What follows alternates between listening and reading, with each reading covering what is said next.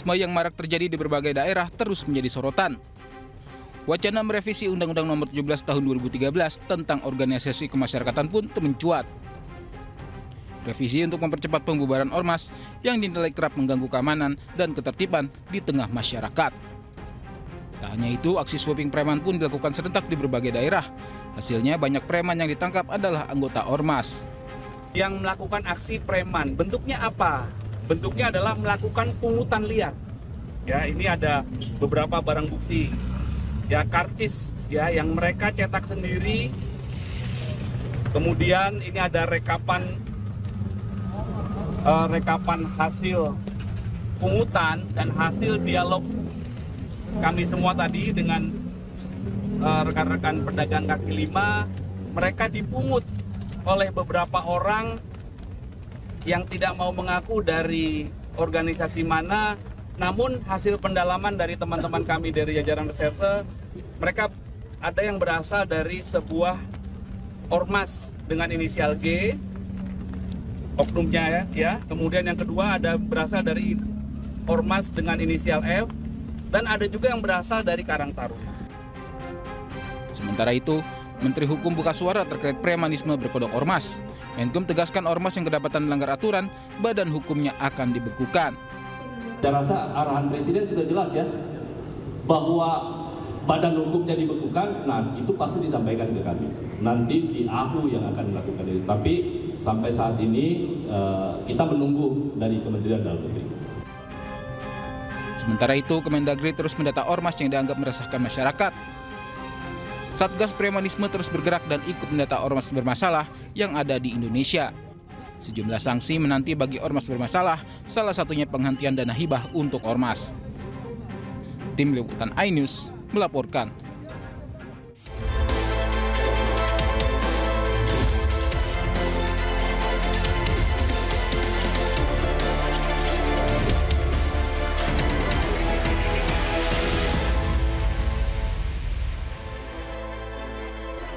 Halo, selamat siang pemirsa. Hari ini Presiden Prabowo menerima kunjungan Perdana Menteri Australia, Anthony Albanese.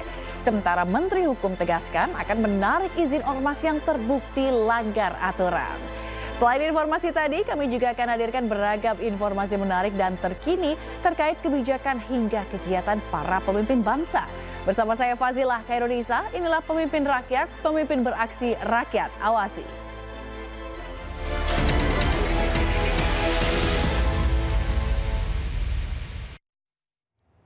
Presiden Prabowo Subianto menerima kunjungan resmi Perdana Menteri Australia, Anthony Albanese, di Istana Kepresidenan Jakarta.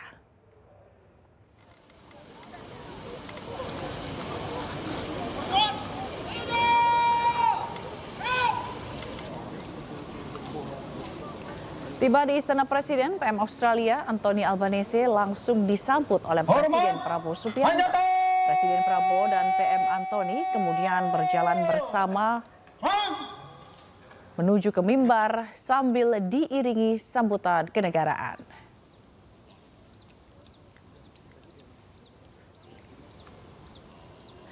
Usai upacara kenegaraan, kedua pemimpin negara melakukan pertemuan empat mata untuk membahas hubungan bilateral antara Indonesia dan Australia. Ini merupakan kunjungan luar negeri perdana Anthony Albanese setelah dirinya terpilih kembali sebagai Perdana Menteri Australia. Dan lawatan ini mengindikasikan kebijakan luar negeri Australia yang memprioritaskan Indonesia.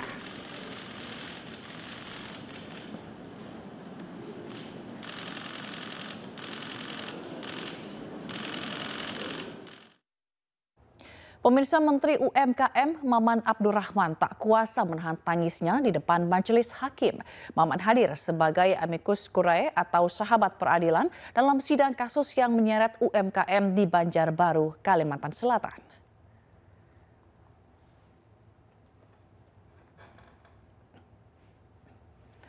Menteri Usaha Mikro, Kecil, dan Menengah Maman Abdurrahman hadir dalam sidang atas kasus yang menjerat salah satu pengusaha oleh-oleh khas Kalimantan Selatan.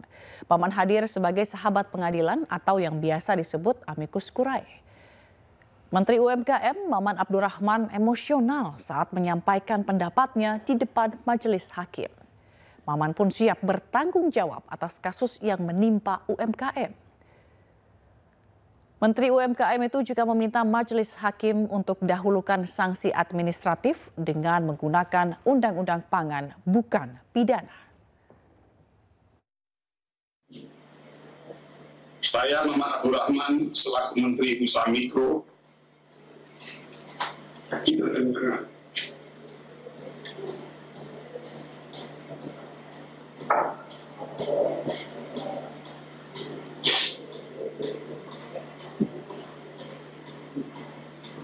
dengan ingin menyampaikan pernyataan sebagai amicus curiae sebagai menteri yang bertanggung jawab atas pembinaan UMKM.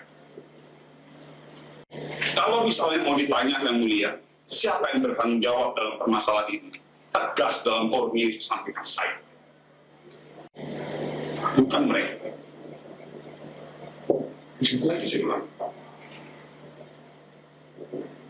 Kalau misalnya kita mau bertanya, siapa yang bertanggung jawab dalam situasi hari ini? Saya sampaikan, saya. Dan saya siap bertanggung jawab. Inilah bentuk komitmen kehadiran pemerintah dalam melindungi pengusaha-pengusaha mikro. Bukan mereka.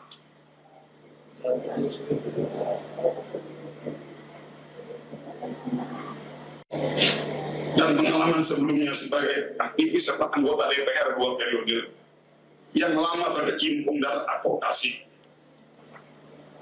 hak asasi manusia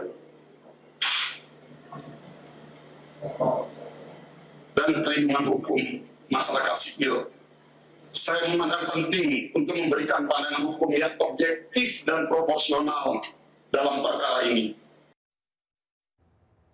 Pemirsa, kantor Sanel Tour and Travel yang menahan puluhan ijazah mantan karyawannya disegel pemerintah Kota Pekanbaru Riau. Pimpinan perusahaan jasa tersebut tidak kooperatif ketika 2 kali disidak Wakil Menteri Tenaga Kerja Immanuel Ebenezer.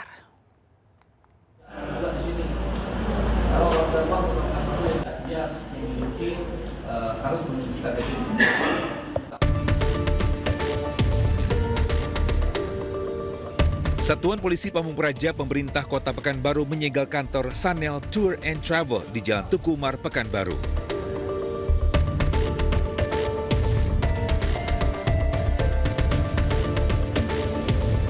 Seluruh karyawan yang sedang bekerja diminta untuk meninggalkan lokasi.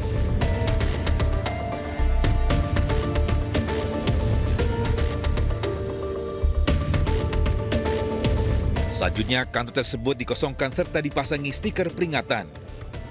Tindakan ini diambil sebagai buntut dari penahanan puluhan ijazah mantan karyawan serta sikap tidak kooperatif pemilik terhadap pemerintah.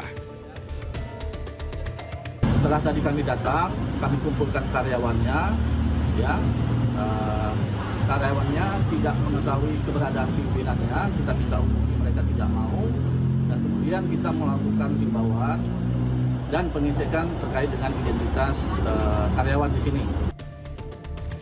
Penyegelan dan penghentian sementara aktivitas Sanel Tour and Travel ini dilakukan sampai adanya penyerahan dokumen perizinan ke pemerintah Kota Pekanbaru. Sebelumnya, Wakil Menteri Tenaga Kerja Immanuel Ebenezer untuk kedua kalinya kembali gagal menemui pemilik Sanel Tour and Travel di Pekanbaru Riau saat melakukan sidak bersama Gubernur Riau Abdul Wahid terkait dugaan penahanan ijazah mantan karyawan. Ya kita berharap backingnya keluar nih. Kita berharap backingnya nongol. Kita tabrak backingnya sekalian. Oknum di Snaker sendiri gimana Pak? Kalau ada di Nasker nih, khususnya nih saya tegaskan, kalau ada dari dinas tenaga kerja yang bermain-main dalam hal ini, kita copot, kita tindak. Ya. Saya dipaksa. Siapa yang maksa kamu? Siapa yang maksa? Ujung pernah aja begitu ya ngomong paksa. Sabar ya. Bilang paksa, siapa yang maksa kamu? Aduh saya tadi kita bilang telepon. Kayak apaan aja kita? Kasih aja nomornya di sini, kita nggak maksa. Sekarang kita mau konfirmasi. Iya. Maksa kamu ngomongnya. Ada. Sama nih kayak Surabaya nih, konyolnya nih. Pada April lalu, Immanuel Ebenezer dibuat kesal saat sidak kantor Sanel Tour and Travel. Saat ia meminta untuk bertemu pimpinan perusahaan, karyawan yang sedang bekerja tidak menggubrisnya. Dari Pekanbaru Riau, Indra Yohrizal, iNews melaporkan. Sementara itu, Menteri Desa dan Pembangunan Daerah Tertinggal Yandri Susanto meresmikan Satuan Pelayanan Pemenuhan Gizi di Desa Panongan, Tangerang, Banten. Ini menjadi SPPG pertama di Indonesia yang dikelola oleh Badan Usaha Milik Desa atau BUMDes. Pada masuk Pak Menteri. Menteri Desa dan Pembangunan Daerah Tertinggal Yandri Susanto meresmikan Satuan Pelayanan Pemenuhan Gizi pertama yang dikelola Badan Usaha Milik Desa di Desa Panongan, Tangerang, Banten. Dapur tersebut disiapkan untuk memfasilitasi program makan bergizi gratis dengan penerima manfaat 30.034 orang di Desa Panongan. Dapur SPPG untuk program makan bergizi gratis ini akan jadi percontohan untuk desa-desa lainnya. Menteri Desa mendorong seluruh perangkat desa berkontribusi memberikan bahan pangan bergizi hasil pengelolaan untuk mendukung pemenuhan program makan bergizi gratis. Jadi saya sudah sampaikan di mana-mana bahan baku makan siang bergizi harusnya dari desa setempat. Atau dari desa tetangga tinggal tukaran saja, karena Menteri Desa dan PDT sudah membuat desa tematik. Ada desa ayam petelur, desa ayam pedaging, desa ikan nila, desa jagung, desa padi, desa cabai dan lain sebagainya. Maka kita berharap dengan program Bapak Presiden Prabowo, ekonomi di desa akan meningkat kesejahteraannya dan desa ikut menyumbangkan pertumbuhan ekonomi nasional 2-3%. Akhir tahun ini Presiden Prabowo targetkan 82,9 juta penerima manfaat program makan bergizi gratis, sehingga membutuhkan lebih kurang 30.000 dapur di seluruh Indonesia. Dari Kabupaten Tangerang, Aimarani, iNews melaporkan. Anda kembali di Pemimpin Rakyat. Pemirsa, Presiden Prabowo Subianto menerima bintang kebesaran negara Brunei Darussalam yang diberikan langsung oleh Sultan Brunei Hassanal Bolkiah.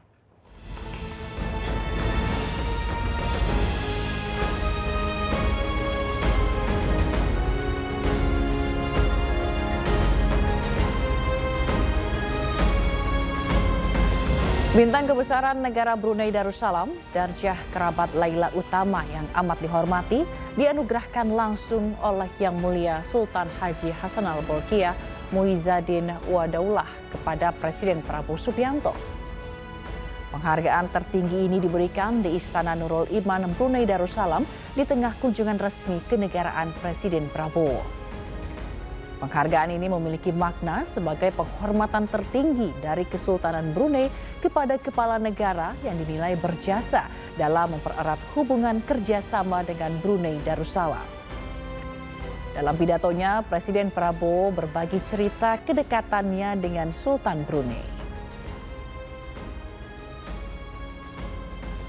Ini sungguh suatu kehormatan bagi saya, terutama karena saya merasa sahabat tuanku yang Sultan sejak kita masih muda.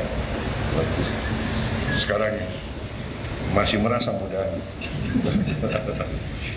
Kami sudah kenal sudah berapa puluh tahun, mungkin sudah 60 tahun. Dan saya sangat bangga hubungan ini tidak pernah putus. Sekali lagi, percayalah apa yang disampaikan tadi benar. Kalau Brunei dicubit, kami di Indonesia semua akan ikut merasakan sakit. Pemirsa, maraknya tudingan ijazah palsu milik Presiden ke-7 RI Joko Widodo membuat sejumlah pemimpin negara buka suara. Presiden ke-5 RI Megawati Soekarno Putri meminta Jokowi untuk menunjukkan ijazahnya bila memang asli. Pak Jokowi berhasil 10 tahun, orang suka tidak suka. Masalah ijazah dipersoalkan. Nanti ijazah saya ditanya-tanya. Pernyataan Presiden Prabowo terkait ijazah Presiden ke-7 RI Joko Widodo disampaikan di acara Halal Bihalal Purnawirawan TNI Angkatan Darat di Jakarta. Pernyataan ini dilontarkan setelah maraknya tudingan ijazah palsu Jokowi. Tak hanya Presiden Prabowo, Presiden kelima RI, Megawati Soekarno Putri, ikut berkomentar. Dalam acara peluncuran buku di Badan Riset dan Inovasi Nasional atau BRIN, Mega menyinggung soal ijazah Jokowi. Nah supaya Pak, ini bener pinter atau ngerepek iki. Orang banyak tuh sekarang gonjang-ganjing urusan ijazah bener apa enggak. Lah kok susah amat ya. Kan kalau ada ijazah ya udah aja dong. Kasih aja, ini ijazah saya. Sementara itu, Joko Widodo menutup pintu damai atas kasus dugaan ijazah palsu yang disedangkan di Pengadilan Negeri Solo, Jawa Tengah. Jokowi beralasan pintu damai ditutup lantaran dirinya merasa terhina. Ya ini kan bukan objek penelitian. Kan sudah menghina saya sehina-hinanya. Sudah menuduh ijazah itu ijazah palsu. Sudah merendahkan saya serendah-rendahnya.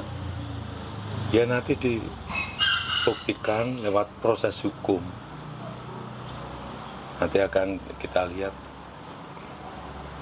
di proses di pengadilan seperti apa.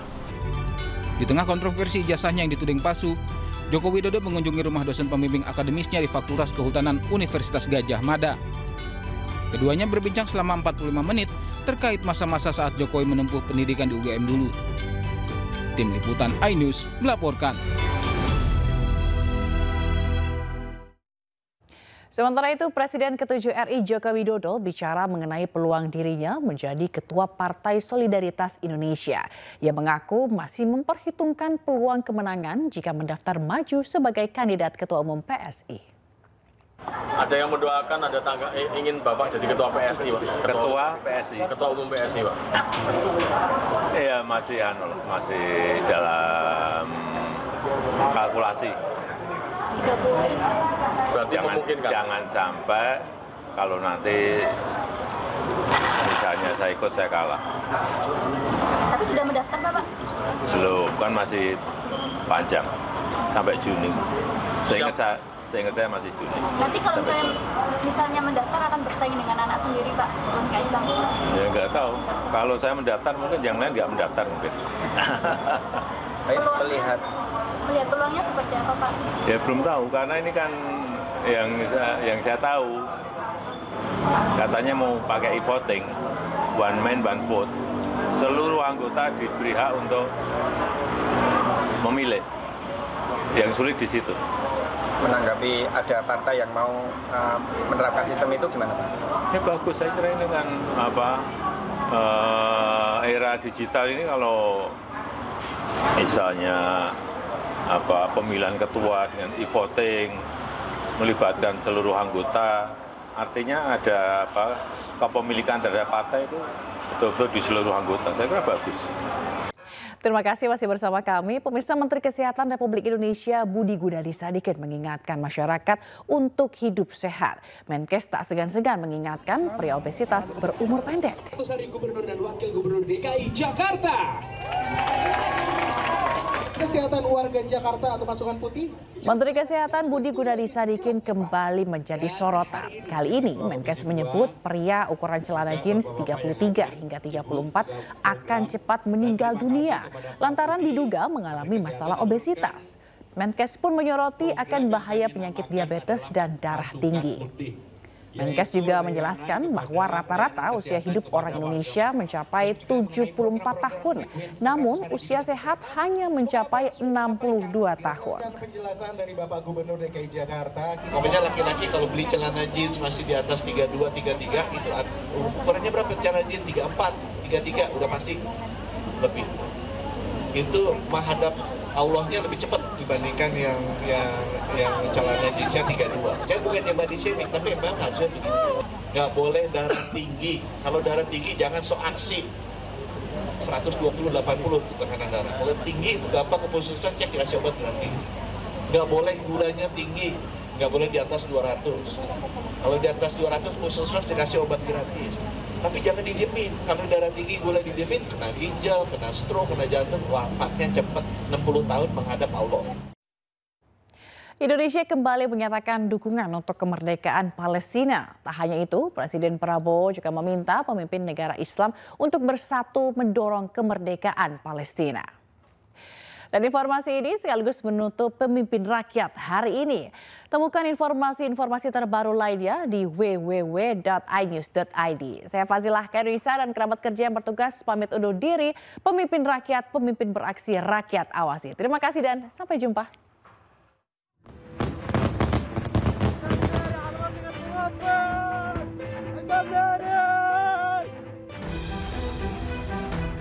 Israel terus menyerang Palestina. Bahkan Israel menyerang rumah sakit yang berada di Gaza.